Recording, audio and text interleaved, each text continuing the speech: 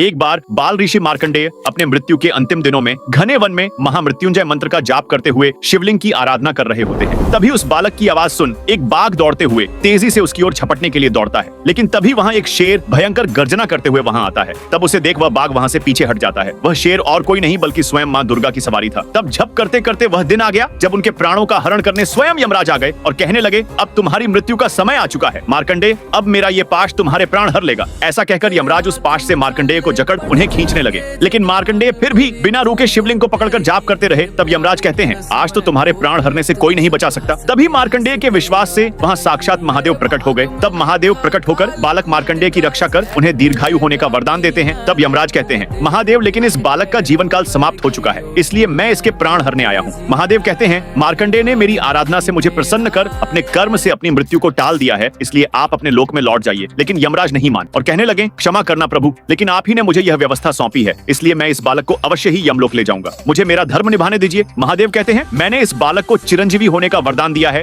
इसलिए आप अपना धर्म निभाइए और मैं अपना। तब यमराज अपना भयंकर काल रूप प्रकट करते हैं, जिसके बाद महादेव अपना भयंकर महाकाल रूप प्रकट करते हैं। तब मार्कंडेय कहते हैं, प्रभु मैं तो अपनी माता पिता की सेवा और जगत कल्याण के लिए आयु प्राप्त करना चाहता था, किंतु मेरी आयु जगत के विनाश का कारण बने तो मुझे ऐसी आयु नहीं चाहिए। तब यमराज को अपनी भूल का आभास होता है और वो महादेव से क्षमा मांगते हैं। तो दोस्तों, महादेव के सच्चे भक्त चैनल को सब्सक्राइब करके कमेंट में जय महाकाल जरूर लिखें।